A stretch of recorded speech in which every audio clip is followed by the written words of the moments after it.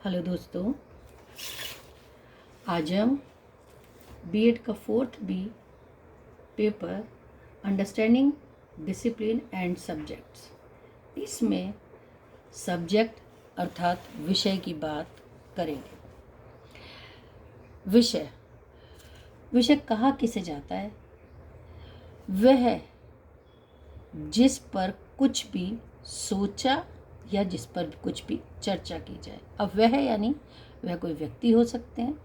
वह कोई वस्तु हो सकती है, वह कोई सिद्धांत हो सकता है, वह कोई विचार हो सकता है। यानी जिन पर भी हम कुछ भी चर्चा करने लग जाएं, वही हमारा एक विषय बन जाता है। अब इन सभी जितनी भी हम बातें कर रहे हैं, जितनी भी चर्चाएं कर रहे हैं, या जितनी भी हम जो भी एक सामान्य विशेषताएं हैं, जैसे यदि हम किन्हीं भी विषय पर एक चर्चा कर रहे हैं, वो घटनाएं हैं या वो गणनाएं हैं या वो कोई भाव विचार हम आदान प्रदान कर रहे हैं, किसी के भी आधार पर हम जब जब बात करें उन्हें हम अलग अलग क्लासिफाई या वर्गीकृत कर देते हैं। तो ये जो वर्गीकृत होते हैं अलग अलग विशेषताओं के आधार पर, उन्हें हम समूह कहते हैं और वो एक अलग अलग विशेषताओं के आधार पर समूह बन जाते हैं। और यही जो समूह, इनको एक पहचान चिन्ह या एक नाम देना होता है कि हमने कई सारे समूह बनाए, तो उन्हें ही जो हम एक पहचान चिन्ह या हम नाम देते हैं, वही पहचान चिन्ह विषय कहलाते हैं। उदाहरण, मान लीजिए हम चर्चा या हमने जो भी कुछ हम मुद्दों पे बातें कर रहे हैं, उन्हें हम कह रहे हैं या सामान्य विशेषता हम पढ़ रहे हैं, देख रहे हैं, तो हमने उन्हें कौन सा एक समूह के रूप में हमने उन्हें एक विषय दिया या एक नाम या पहचान चिन्ह दी। अब आइए समझें। यदि हम मान लीजिए किसी के भाव विचार, आदान प्रदान, अपनी बातचीत, हमारा कम्युनिकेशन, जिसमें हम ध्यान रख रहे हों, स्पष्ट उच्चारण है, मात्राएं सही तो नहीं बोल रहे या गलत तो नहीं बोल रहे, उच्चारण स्पष्ट हैं या नहीं, देश या देश, इन पर यदि हम गौर कर रहे हैं तो इसका अर्थ है हम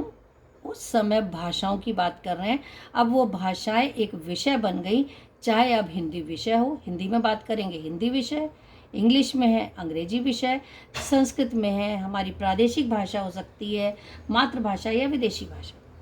उदाहरण के लिए मान लीजिए हम अगर देश या देश बोल रहे हैं तो हम यहाँ पर हिंदी का उपयोग कर रहे हैं, लेकिन हम उच्चारण पर बहुत ज़्यादा ध्यान दे रहे हैं। यदि हम मान लीजिए दिस इज बोल रहे हैं और दिस इज़ बोल रहे हैं, इसका मतलब हम अंग्रेजी की बात कर रहे हैं, उसमें भी हम प्रोनाउंसिएशन या उच्चारण की बात कर रहे हैं, तो वो विषय बन जाते हैं भाषाएं या जिसे कहा जाता है लैंग्वेजेस। इसी तरह से दूसरे विषय या दूसरी चर्चाएं, यदि हम अपने बातचीतों में, अपनी चर्चाओं में गणनाओं की बात कर रहे हैं, संख्याओं की बात कर रहे हैं, अंकों की बात कर रहे हैं, कम है ये कुछ ये कम है, ज़्यादा है, कितने शेष बचे, इतने थे, कितने और आने चाहिए, इस तरह की यदि हमारी तकनीकी शब्द हमारे उपयोग में आ रहे हैं, जिन पर हम तर्क या चिंतन करके एक परिणाम देते हैं, तो वो विशेषता, ये सारा एक समूह होता है जिसमें जो कि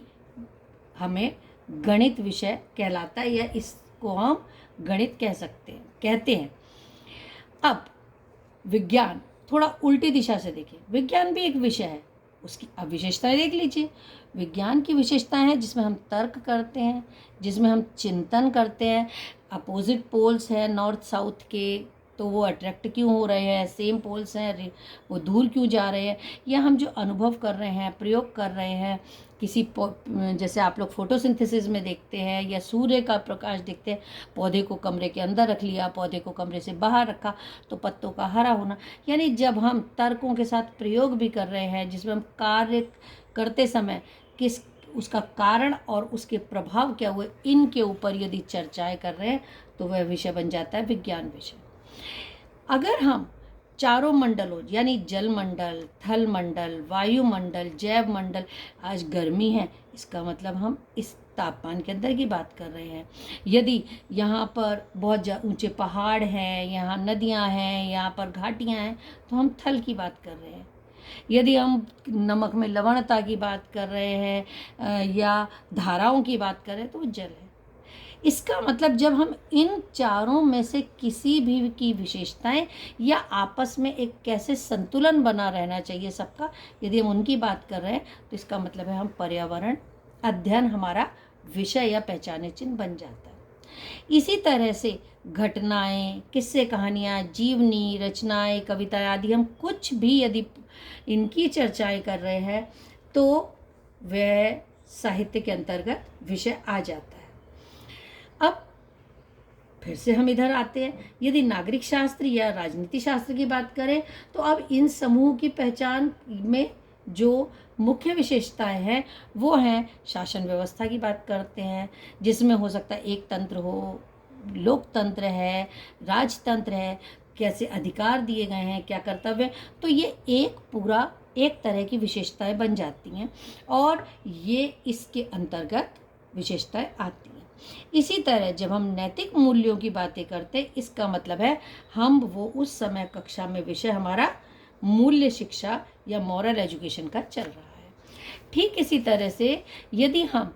घटनाओं की बात करते हैं, वो अगर अतीत की घटनाएं हैं तो हम इतिहास के अंतर्गत इकट्ठी करते हैं और हमारा विषय बन जाता है इतिहास। ठीक उसी तरह से यदि हम समाज में मानव जिसका केंद्र है मानव की बात करते हैं, तो वो या तो हम समाज की बात कर रहे हैं समाजशास्त्र, या मानव के अधिकार, मानव का जीवन, मानव की आजीविका, आजीविका है तो वो अर्थशास्त्र के अंतर्गत आने लगती है। तो हमारे अलग अलग विषय बनने लगते हैं, नागरिक शास्त्र है, अर्थशास्त्र है, मनुष्य से संबंधित। ठीक इसी तरह से यदि प्रकृति, जैसे अभी हमने थल मंडल, जल मंडल आदि की बातें करी, यदि हम प्रकृति की बात कर रहे हैं, उनकी घटनाएं कैसी हैं, ज्वालामुखी कहाँ फूट गए, या भूकंप कहाँ आ रहा है, या भूस्खलन कहाँ हो रहा है, ये सारी चीज़ें अगर हैं तो वो भूगोल विषय के अंतर्गत गिनी जाती हैं। ठीक इसी तरह से हमारा अगला विषय हो जाता है कार्य अनुभव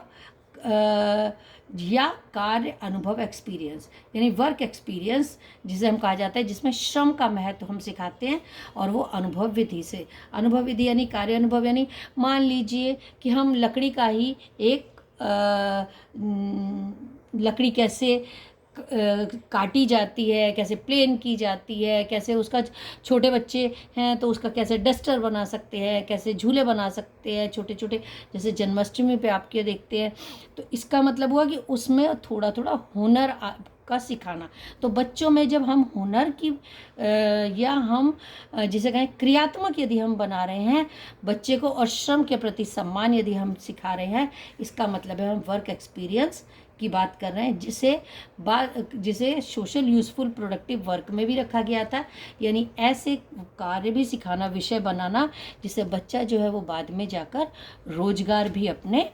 कर सके और उसमें कुशलता उसको प्राप्त हो जाए। ठीक इसी तरह से जब हम स्कूलों में शारीरिक अभ्यास करवाते हैं, चाहे उसमें पीटी हो, चाहे उसमें योगा हो, तो हमारा ये कहलाता है हमारा खेलकूद का पीरियड, योगा का पीरियड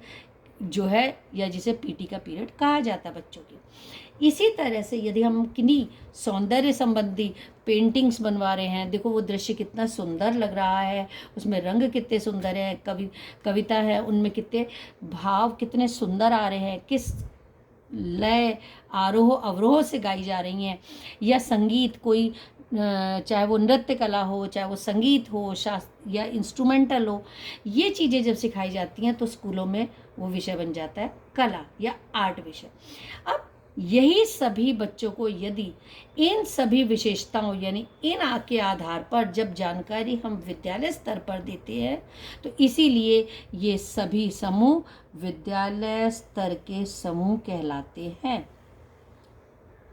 और इन समूहों को ही विषय कहा जाता है। ये जितने समूह बने यही हमारे स्कूलों के विषय होते हैं, तो हम कह सकते हैं कि विषय विद्यालय स्तर पर होते हैं। अब हम यदि थोड़ा सा देखें तो विद्यालय की विषय की कुछ मुख्य विशेषताएं होती हैं। जैसे विषय जो है वो व्यक्ति के जीवन के हर पक्ष की ही ज़रूरतें विषय बन जाती है। जैसे अभी अभी हमने देखा यहाँ पर कि यदि हम अपनी बातचीत कर रहे हैं, हम एक दूसरे से बातचीत कर रहे हैं, अपने भावों का आदान प्रदान कर रहे हैं, तो इसका मतलब हम वो हिंदी में कर रहे हैं, इंग्लिश में कर रहे हैं, तो वो हमारी ज़रूरत थी, हमारा भाषाओं का, विचारों का आदान प्रदान करना। लेकिन वो विषय क्या बन गया? संस्कृत हो सकता है, इंग्लिश हो सकता है, हिंदी हो सकता है। ठीक इसी तरह से यदि हम हमारे पक्ष की कोई ज़रूरत यदि है कि हम मान लीजिए कोई सामान बच्चे बाज़ार से ख़रीद रहे हैं, उन्होंने कितने पैसे दुकानदार को दिए, कितने पैसे कितने का सामान आया, कितने शेष बचे, तो ये एक सामान्य दैनिक जीवन है। लेकिन यदि वो जीवन में विशेषताएं किसकी आ रही हैं? संख्याओं की, कितने दिए, कितने ज़्यादा थे, कितने कम थे, तो इसका मतलब है कि बच्चे की पकड़ हमें गणित में मजबूत करनी चाहिए। तो हम कह सकते हैं कि जो व्यक्ति के आम जीवन की हर पक्ष की विशेषताएं होती हैं या ज़रूरतें होती हैं, वही वो उसका विषय बन जाती हैं। दूसरी विशेषता हो सकती है सीखने या सिखाने के लिए इन विषयों को संगठित किया जाता है। संगठित अर्थात हमने अभी कहा कि यदि ये विषय हमारे हैं तो हमें उसमें उच्चारणों का ध्यान रखना होगा, मात्राओं का ध्यान रखना होगा, हमें उसकी लय, ता, इन चीज़ों का, तो ये भाषाओं के अंतर्गत का है, इसलिए ये भाषाओं में संगठित हुई। यदि हमने गणनाएं, हमने कुछ चिन्ह लिए, चिन्ह के बाद में ये चिन्ह किसका विशेष है, इसको कैसे हल किया जाएगा, इसकी प्रक्रिया को संगठित किया तो वो गणित हो जाता है। यदि हमने कोई किस्से कहानियाँ इकट्ठे करे और या हम कोई कविताएं लिख रहे हैं या सुन रहे हैं या इकट्ठी कर रहे हैं, तो वो साहित्य के लिए का क्षेत्र बन जाता है। लेकिन वही यदि हमने रचनाएं और कविताएं, और यदि वो खुद हम बना रहे हैं, मान लीजिए कोई मूर्ति बना रहे हैं, वो भी एक रचना ही है, लेकिन वो फिर आर्ट एंड क्राफ्ट में हो जाता है, वो एक नया विषय बन जाता है। तो हम किस में क्या चीज़, इसमें हमारी 3D के रूप में एक कला इकट्ठी हो जाती है। इसमें हो सकता है कि हम 3D के रूप की बजाय हम रचनाएं लिखित रूप में लिख रहे हों, कविताएं लिखित रूप में लिख रहे हों, लेकिन यहाँ पर हम जो है वो पेंटिंग बना रहे हों, यहाँ पर हम कोई इंस्ट्रूमेंट से कोई संगीत सुन रहे हों या सुना रहे हों, तो वो कला पक्ष या आर्ट का आ जाता है। इसका अर्थ हुआ कि हम जो भी जानकारियाँ उनको सीखने सिखाने के लिए हर उन समूहों के अंदर में जो विशेषताएं होती हैं उनको इकट्ठा या संगठित करते हैं। तीसरा होता है कि विषय के अपने कुछ उद्देश्य होते हैं। एक, हर विषय जो भी हमने अभी तक देखे, चाहे इनमें से हमारे कोई भी विषय थे, इन विषयों में हम देखें, किसी भी विषय के अंतर्गत हम देखें तो उनमें हम हर विद्यार्थी को मुख्य जानकारियाँ मिल रही हैं, मुख्य सूचनाएं मिल रही हैं, और हम तथ्य भी उन्हें, चाहे इतिहास के हों चाहे भूगोल के हों, उनके हम तथ्य देते हैं। दूसरी बात, उनसे हमें क्या सीखने को मिला, अर्थात हम विद्यार्थियों में उस विषय के द्वारा विद्यार्थियों में मूल्य विकसित किए जाते हैं।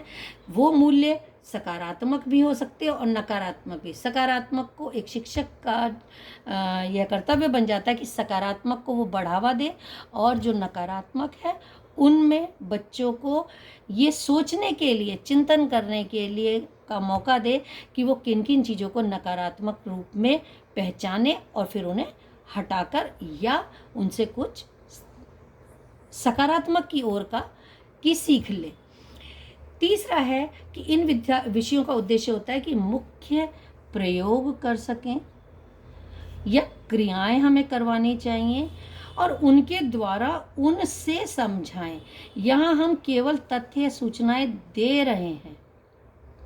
हैं, लेकिन यहाँ हम क्रियाओं के द्वारा या प्रयोग उन्हें खुद करवा रहे हैं, जिससे बच्चों को ज़्यादा समझ में आता है। और जब वो बार बार प्रयोग करते हैं, बार बार क्रिया करते हैं, तो उनमें कौशल विकसित हो जाता है, जो बाद में बच्चे, अगर उनकी रुचि हो, तो वो अपना रोजगार भी उससे आगे शुरू कर सकते हैं। अगली विशेषता है विषय की कि विद्यार्थियों की बौद्धिक, भावात्मक और क्रियात्मक क्षमता बढ़ाते हैं। हर विषय जरूरी नहीं है हर बच्चे के लिए एक सा हो, लेकिन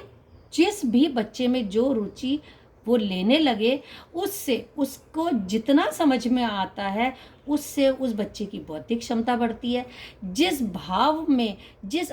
जो उसका अपनी ज़रूरत के अनुसार भाव होता है वो उससे सकारात्मक भाव लेता है, और जो उसका खुद का एक रुचि का क्षेत्र होता है उसके अनुसार वो क्रियात्मक अपनी क्षमता बढ़ाता है। इसलिए सभी बच्चों में ये क्षमता एक सी नहीं होती और सभी बच्चे एक सी क्षमता के साथ नहीं बढ़ते। तो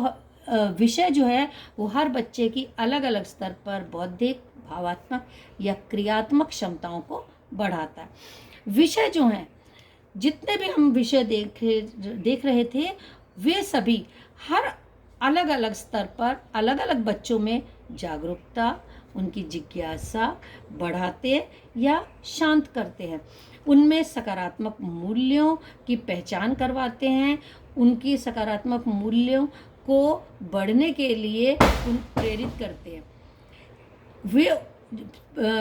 तर्क या चिंतन करना विषय सिखाते कि अब इसके आगे और क्या, या जो कुछ वो सुझाव या अपनी तरफ से वो कुछ बिंदु रखना चाहते हैं, तो बच्चों का